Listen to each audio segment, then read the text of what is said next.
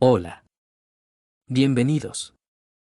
Este video se titula Refutando la doctrina trinitaria. La doctrina trinitaria en oposición con la doctrina unicitaria. No solo hoy en día sino a lo largo de la historia ha sido motivo de gran controversia entre cristianos. Ya sea entre los mismos protestantes y los católicos o entre cualquier denominación. Pero hoy vamos a ponerle fin a estas discrepancias entre creyentes. Muchos dicen que Dios está dividido en tres.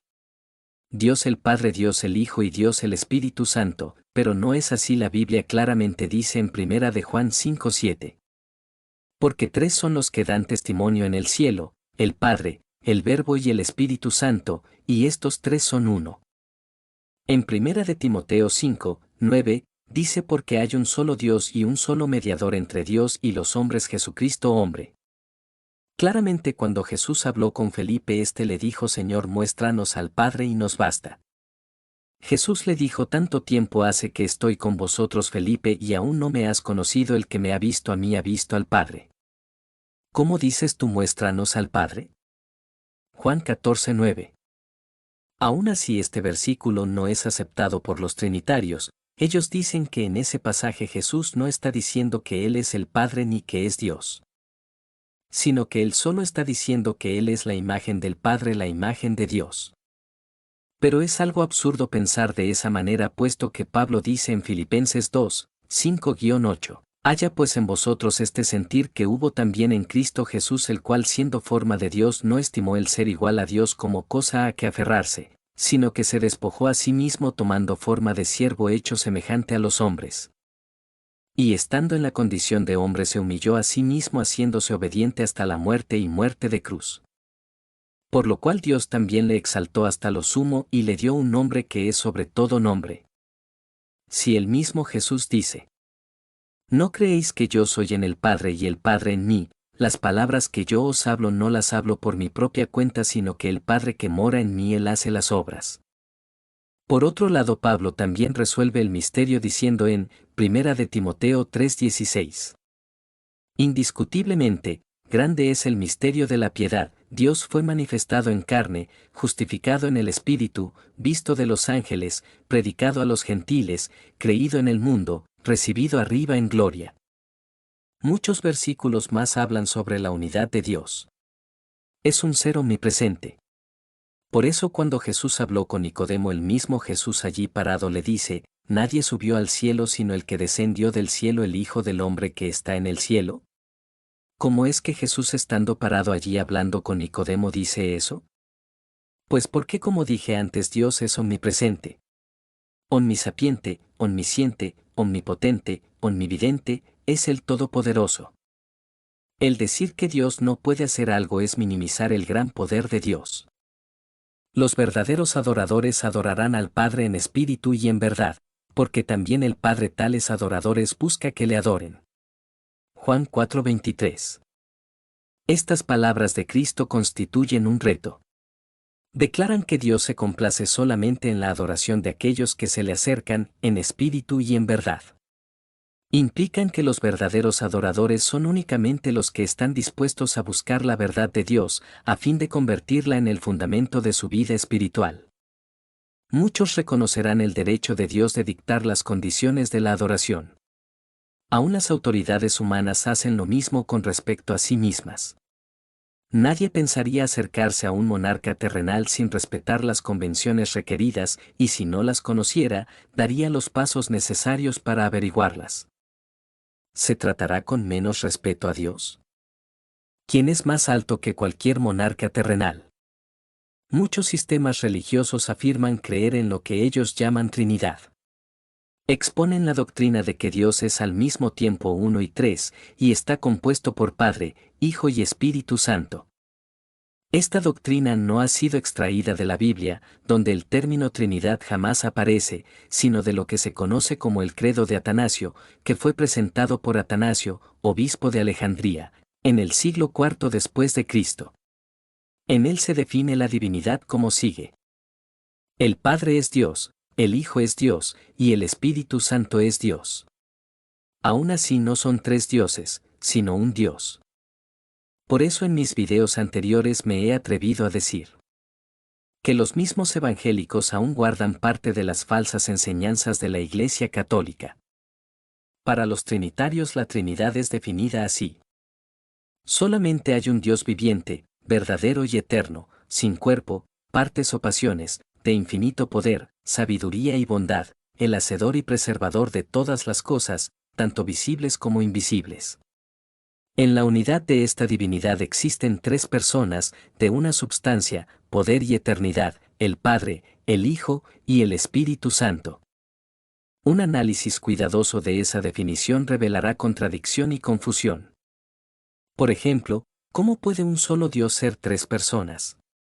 ¿Cómo pudo ser engendrado el Hijo, Salmos 2:7, y aún existir desde la eternidad? En pocas palabras, creer en lo que la mayoría de las iglesias enseñan acerca de la divinidad es creer en una contradicción imposible. Pablo enseñó que Dios no es Dios de confusión, 1 Corintios 14:33, pero la doctrina que enseña que Dios es al mismo tiempo uno y tres es un obvio error de confusión. Compruébelo usted mismo. Pregunte a cualquier clérigo cómo Dios puede ser al mismo tiempo tres y uno, cómo puede ser, sin cuerpo, partes y pasiones, y sin embargo ser, una substancia, como el Hijo puede existir desde toda la eternidad, y aún así, al mismo tiempo, ser, el unigénito Hijo de Dios, Juan 1:18. Le responderá que es un misterio, más allá del alcance del entendimiento de la humanidad, pero usted también puede responderle de la siguiente manera: que así como su doctrina trinitaria es un misterio más allá del alcance del entendimiento humano, también la unicidad es la misma cosa pero con mayor base y fundamento, así como ustedes lo dividen en tres, nosotros lo unimos, porque el todo lo puede. La doctrina de la Trinidad es parte de la fe de la mayoría de las iglesias. Pues yo mismo he tenido pequeños debates en diferentes redes sociales tratando de entenderlos. Y la verdad es que esa doctrina no tiene fundamento bíblico para ser aceptada, por personas que sí conocemos la verdad acerca de este tema. La Biblia no contiene en ninguno de sus libros la enseñanza de que Dios es un ser trino, o que el Señor Jesucristo es coigual y coeterno con el Padre. En vez de eso, enseña lo contrario. Estos son los versos más populares con los que los trinitarios afirman su doctrina. Mateo 3, 16-17. Después de ser bautizado, Jesús salió del agua inmediatamente, y he aquí, los cielos se abrieron, y él vio al Espíritu de Dios que descendía como una paloma y venía sobre él. Y he aquí, se oyó una voz de los cielos que decía: Este es mi Hijo amado en quien me he complacido. Dios, habiendo hablado muchas veces y de muchas maneras en otro tiempo a los padres por los profetas, en estos postreros días nos ha hablado por el Hijo, a quien constituyó heredero de todo, y por quien asimismo hizo el universo. Ellos dicen que Dios no puede autoheredarse. O sea, con solo decir que Dios no puede hacer algo, ya estás diciendo que no es todopoderoso. Salmo 2, 7-11. Yo publicaré el decreto. Jehová me ha dicho: mi hijo eres tú, yo te engendré hoy. Pídeme, y te daré por herencia las naciones, y como posesión tuya los confines de la tierra, los quebrantarás con vara de hierro. Como vasija de alfarero los desmenuzarás. Pero el versículo más popular de todos los trinitarios es el siguiente: nadie sabe cuándo será el día o la hora, ni siquiera los ángeles del cielo, ni el Hijo mismo. Solamente lo sabe el Padre. Mateo 24, 36-51. Pero vamos a derrumbar la falsa doctrina trinitaria. Lo primero es que toda la Biblia declara que solo hay un Dios y no hay más fuera de él. Marcos 12:29. Jesús respondió: el más importante es: escucha, Israel, el Señor nuestro Dios, el Señor uno es. Job 23:13. Pero Él es único, ¿y quién le hará cambiar? Lo que desea su alma, eso hace. Marcos 12:32. Y el escriba le dijo: muy bien, maestro, con verdad has dicho que Él es uno, y no hay otro además de Él. Romanos 3:30. Porque en verdad Dios es uno, el cual justificará en virtud de la fe a los circuncisos y por medio de la fe a los incircuncisos. Gálatas 3:20. Ahora bien, un mediador no es de una parte solamente, ya que Dios es uno solo. Primera de Timoteo 2:5. Porque hay un solo Dios, y también un solo mediador entre Dios y los hombres, Jesucristo hombre. Zacarías 14:9. Y el Señor será rey sobre toda la tierra, aquel día el Señor será uno, y uno su nombre. Primera de Corintios 8:4. Por tanto, en cuanto a comer de lo sacrificado a los ídolos, sabemos que un ídolo no es nada en el mundo, y que no hay sino un solo Dios. Santiago 2:19. Tú crees que Dios es uno. Haces bien, también los demonios creen, y tiemblan. Efesios 4:6. Un solo Dios y Padre de todos, que está sobre todos, por todos y en todos. Primera de Corintios 8:6. Sin embargo, para nosotros hay un solo Dios, el Padre, de quien proceden todas las cosas y nosotros somos para Él, y un Señor, Jesucristo, por quien son todas las cosas y por medio del cual existimos nosotros. Deuteronomio 6:4. Escucha, oh Israel, el Señor es nuestro Dios, el Señor uno es. Eso por solo mencionar algunos. Bien. Veamos por qué Jesús dijo que solo el Padre sabe el día y la hora. Entonces los que se habían reunido le preguntaron, diciendo, Señor, ¿restaurarás el reino a Israel en este tiempo? Y les dijo, no os toca a vosotros saber los tiempos o las sazones que el Padre puso en su sola potestad. Jesús les ha ofrecido una respuesta a los discípulos para las dos preguntas que le hicieron, Mateo 24:3, quienes estaban intentando averiguar qué ocurriría durante los últimos tiempos, justo antes de la segunda venida de Cristo, Mateo 24:29-35. Jesús les dio algunos detalles sobre esos sucesos, aunque no fue demasiado específico. Aquí, Jesús dice que no iba a compartir más detalles sobre el momento de su regreso por el momento, Apocalipsis 19, 11, 15. Jesús se negó incluso a ser específico en cuanto a ofrecer una fecha para el fin del mundo. Simplemente les dijo que nadie lo sabía. La palabra nadie incluye a los ángeles en el cielo, de quienes Jesús acaba de decir que también participarían dramáticamente durante su regreso. Misteriosamente, el Hijo mismo no sabía tampoco en qué momento ocurriría, el mismo que decía que iba a regresar. Si bien algunos señalan que este versículo es evidencia de que Cristo no era divino, sí que es consistente dentro de su humanidad y su ministerio en la tierra. Debido a que Jesús era completamente humano y completamente Dios, Jesús creció tanto física como intelectualmente después de su nacimiento, Lucas 2:52. Al mismo tiempo, siempre fue moralmente perfecto, Hebreos 4:15, y sabía todas las cosas debido a que era el Hijo de Dios, Juan 16:30. Por alguna razón, solo el Padre sabía el tiempo exacto en el que ocurriría la segunda venida de Cristo. Jesús nos demuestra que el Hijo se esperará a que el Padre lo envíe. Expresiones como esta, tomadas en contexto con todas las demás escrituras, nos dicen algo acerca del misterio de Jesús. Pablo describe la manera en que Jesús eligió obedientemente desempeñar este papel de su misión en Filipenses 2, 6, 7, quien siendo en forma de Dios, no estimó el ser igual a Dios como cosa a que aferrarse, sino que se despojó a sí mismo y tomó forma de siervo, y se hizo semejante a los hombres. El mensaje claro que este comentario está comunicando es el hecho de que precisar el momento en el que Cristo volverá es imposible, nadie puede saberlo. Por lo tanto, cualquier maestro, grupo religioso o secta que le asigne una fecha exacta al regreso de Cristo estará mintiendo, no hay nada más que decir. Nadie puede saber la fecha, solo se pueden observar las señales que Jesús nos dijo que observáramos y pensar que el final estará cerca, Mateo 24:15 y 29:30, además, nada se interpondrá con el plan que Dios ha preparado para el mundo. Jesús está cerca, Mateo 24:33, y podría volver en cualquier momento. Aunque faltaran muchos años para su regreso, cada uno de nosotros siempre está cerca del fin de su vida en la tierra. La Biblia enseña claramente que Jesús es Dios, Juan 1:1, 14, y sabemos que Dios es omnisciente. Por lo tanto, parece extraño que Jesús dijera que no sabía cuándo iba a regresar. La clave para entender la aparente falta de conocimiento de Jesús en este asunto radica en la naturaleza de la encarnación. Cuando el Hijo de Dios se convirtió en hombre, permaneció siendo completamente Dios, pero también adoptó una verdadera naturaleza humana. Jesús conservó todos los atributos de la divinidad, sin embargo, como hombre, voluntariamente restringió su uso. Esto fue parte del despojo de sí mismo o autorrenuncia de la que hablan en Filipenses 2, 6-8.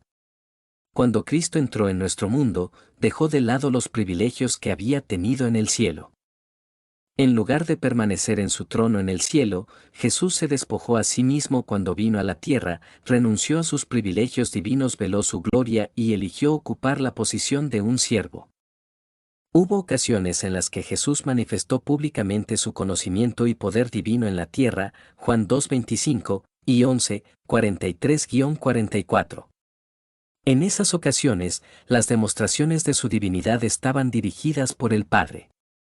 En otras ocasiones, no tenía tal directiva del Padre y mantenía su gloria velada. En todas las ocasiones, Jesús obedecía la voluntad del Padre. Yo hago siempre lo que le agrada, dijo, Juan 8:29. Por lo tanto, cuando Jesús dijo que no sabía cuándo iba a regresar, estaba humillándose activamente y tomando la forma de un siervo, como ningún otro mortal sabe el momento del regreso de Jesús. Esa información es solo del Padre. Mateo 24:36. Jesús restringió voluntariamente su conocimiento en ese punto.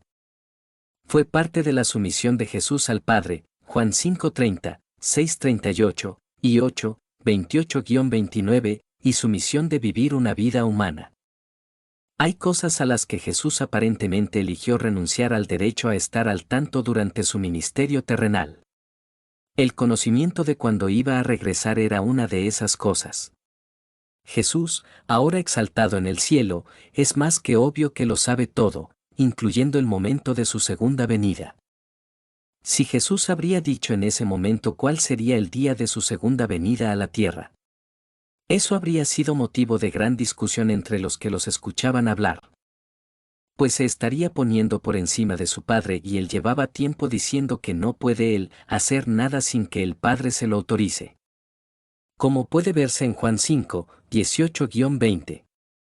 Por esto los judíos aún más procuraban matarle, porque no solo quebrantaba el día de reposo sino que también decía que Dios era su propio Padre, haciéndose igual a Dios.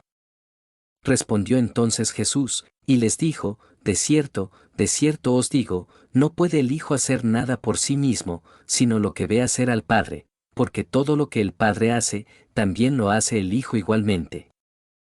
En Juan 10:30, Jesús dijo, yo y el Padre uno somos, vinculándose directamente con Dios y afirmando así su deidad.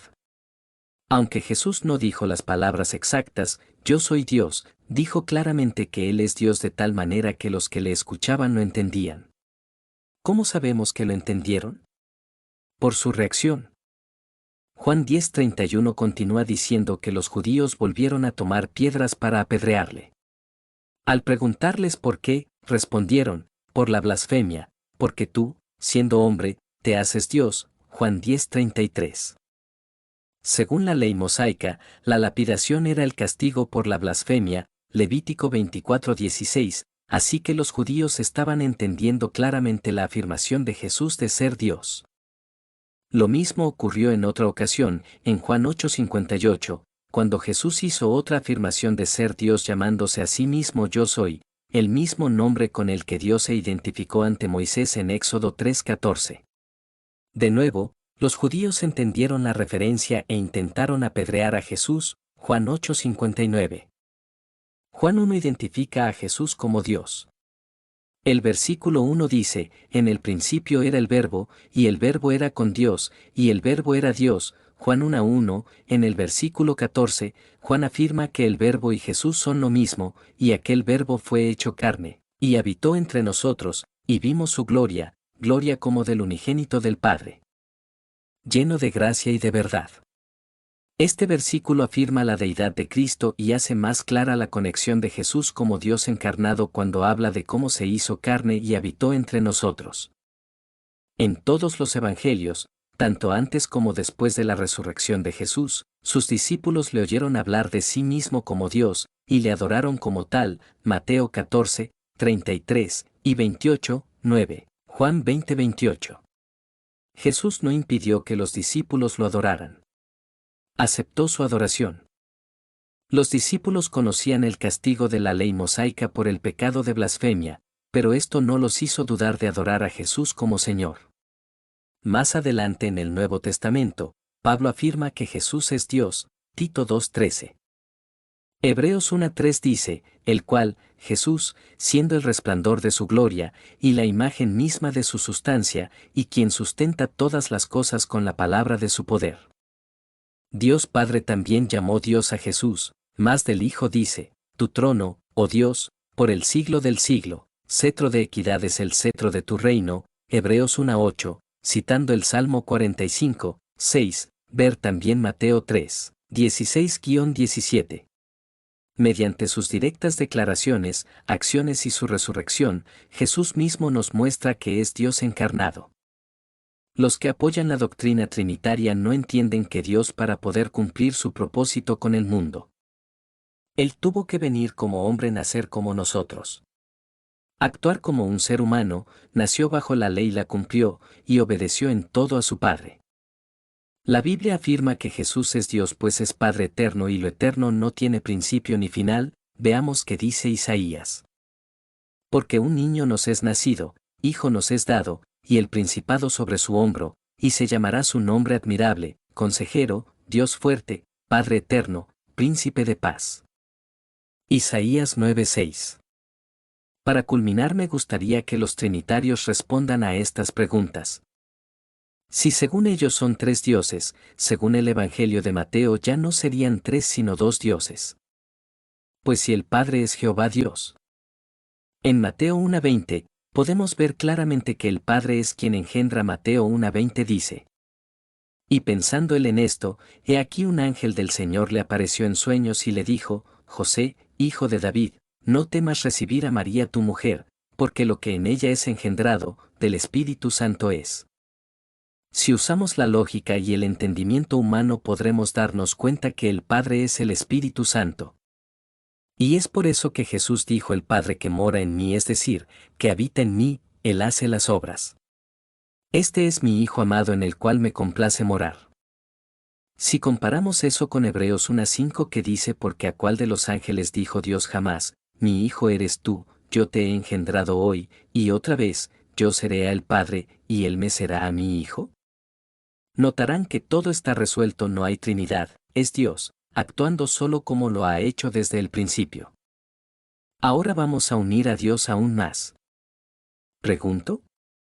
¿Quién seguía al pueblo de Israel de día en una columna de nube y de noche en una columna de fuego? Es obvio que Jehová lo seguía. La Biblia lo dice. Y Jehová iba delante de ellos de día en una columna de nube, para guiarlos por el camino, y de noche en una columna de fuego para alumbrarles, a fin de que anduviesen de día y de noche. Ahora veamos cómo Pablo derrumba la Trinidad. Primera de Corintios 10:4. Y todos bebieron la misma bebida espiritual, porque bebían de la roca espiritual que los seguía, y la roca era Cristo. Ese mismo Jehová que los seguía era Cristo. ¿Cómo podrán ustedes defender su Trinidad frente a eso? Eso indica que siempre ha sido el mismo Jesucristo actuando en todos los tiempos.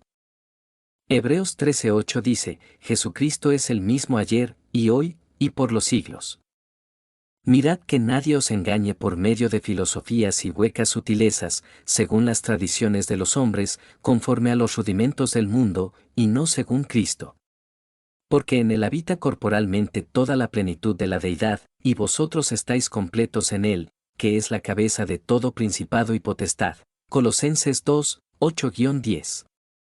Hasta aquí el video de hoy. Que la paz de nuestro Señor Jesucristo sea con todos. Gracias por ver el video. Sí, soy yo. Verán al Hijo del Hombre a la diestra del poder de Dios, bajar de las nubes del cielo.